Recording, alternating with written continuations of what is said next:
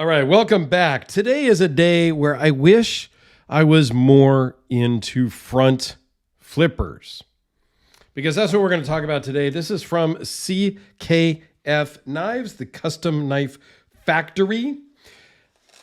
I like their little Velcro pouches. They do oftentimes come with little patches, but not all the time.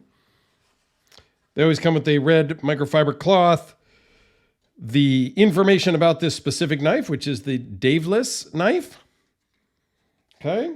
And one of the things I love most about Custom Knife Factory is that they give you extra hardware. This particular one has extra bolsters, extra pocket clip, and generally you're getting new bearings, races, screws, stop pins, all of that good stuff. This is normal. You don't always get a second pocket clip and bolsters, okay? We're going to talk about that. But sometimes you do. And on this one, you do. Forget the coin there. So this belongs to Alex over at the Watch and Cut Gear channel, my co-host on the EDC Hour. If you haven't checked out our live stream, generally every other Sunday evening, 5 p.m. Pacific time. Check us out. We hold it here on this channel now. We had our own channel before, but we moved it back over here for now. So yeah, if you haven't joined us over there, please do. It's a good time. All right, so this is the Davless. David LeSpec is the designer. This is based on one of his customs. Now, that's what CKF typically does, is they make production versions of custom knives. Now, they also do some just production knives of their own designs and things like that. So very cool company over in Russia. A lot of the stuff is made, parts and pieces are cut and made in China, shipped to Russia, assembled, and then shipped out to you find folks that buy them. I have bought several over the years. I don't own anything from them right now, but I have owned a lot. And I blame Jim Skelton for turning me onto them in the first place. All right, let's talk about some of the specs. It's 5.5 inches closed, 7 5/8 overall with a 3.13 inch blade. Okay, a little small for me, but it doesn't feel small. This feels like a big knife in the hand, and it's proportionately and the ratio between blade and handle and blade, this works for me. It doesn't look too small. It doesn't feel too small in the hand. This one just works. A lot of times in that 3 to 3.25 for me, it just feels small and feels odd to me. So I don't really prefer those smaller knives like that. But this one, I don't know, for some reason, it just feels big in my hand. Okay. 0.010 behind the edge. So it's super thick, super sharp and slicey.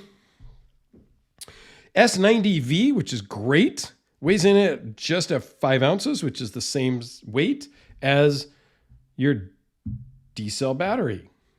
Just to give you kind of a weight perspective, right? It's hard to convey the feel of things in video. Runs on bearings, 0.569 overall minus the clip. See, I went to go flip it with my finger.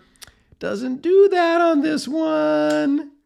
All right, let's zoom in and talk about some of the specific details. Kind of a two-tone stonewash blade, stonewashed here on the bevels, satin on the flats.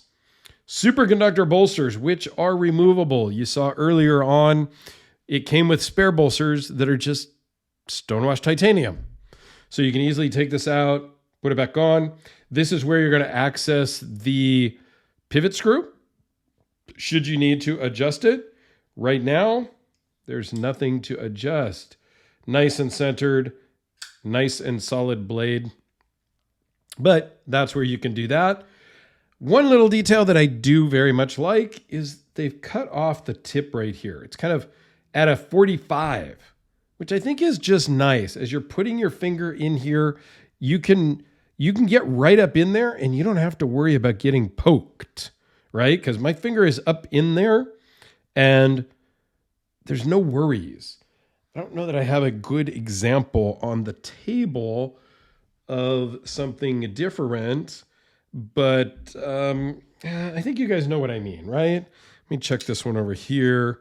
Here, this is just a, not quite the same. There's no finger choil. You can't wrap your finger up in there, but it comes to a point. So if you were to put your finger up in here, you've got to worry about that. Okay. I think that's just really like a little attention to detail thing for me. And I think that's cool. Okay. All right. So we have crystalline titanium scales. Okay. It's a titanium frame with crystalline or crystal titanium. I am not an expert by any stretch of the imagination. I will put a link down below to a website that manufactures the crystal titanium. Basically what they do, from what I understand, is they put the titanium in an oven, they heat it up almost to the point of melting, and then the molecules realign and it gives you that kind of cracked look. It's totally smooth, but it gives you that cracked look because kind of like snowflakes. It's really hard to tell on this particular version, but yeah, it's just a different look. And I think it's kind of cool. It almost looks like carbon fiber. I was a little confused until I really looked into it, but it's crystal titanium. All right. Zircuti 3D milled pocket clip with a zirconium backspacer. I really like zirconium as a material. I don't know why. I just really like it. So that's cool to me. More superconductor over here on this side. So you did in the box get just stonewashed titanium clip, stonewashed titanium bolster. If you want to go incognito and not go fancy, you have that option. Here it is, S90V, and this is number 67. The other thing that CKF typically does is they do runs of 2 to 500. Sometimes it's 200, sometimes it's 300.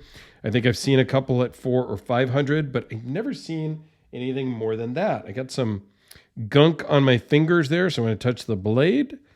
All right, well, there you go. I don't do a bunch of editing. Y'all know that. I just show the knife, and if you see my goofy fingerprints on something, oh well. So this is the first time I've ever seen this crystal titanium material before, and it's pretty cool. Okay, I am big into zirconium. Here is a zirconium infused Hellraiser. It's got zirconium bolsters, zirconium pocket clip. I think that's a Zircuti jewel, maybe? Timascus? I don't remember the materials for the backspacer, if it's Zircuti or Timascus. They're very similar. I think it's Timascus because it has a Timascus thumb stud, backspacer, and jewel in the pocket clip. But I love zirconium. This is a polished zirconium, which is not my favorite. I like more of the matte finish because this one picks up the smudges and the fingerprints every single time you look at it. Okay, so here it is with a Sharpie. The Spyderco, again, for just some size examples. And in case you're unfamiliar with a Sharpie or a Spyderco, how about the D-cell battery and a AA battery? Okay. What else can I tell you about this knife? It belongs to Alex.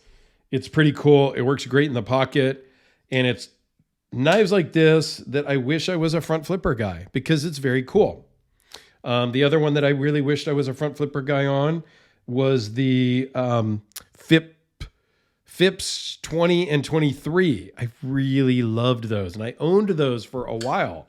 Both of those. And they are front flipper only as well. But sadly, they just aren't my thing. Not really my thing. So there you go. Let me know down in the comments, what is your thing from flipper? Flipper tab, thumb stud, thumb disc, thumb hole, reverse flick. What else is there? Traditionals? Let me know what your thing is because I would love to hear. And maybe you can convince me on why the front flipper is good if you're in that camp.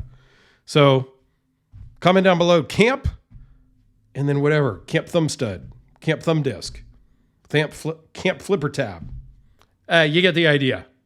Have a great day. Come back tomorrow.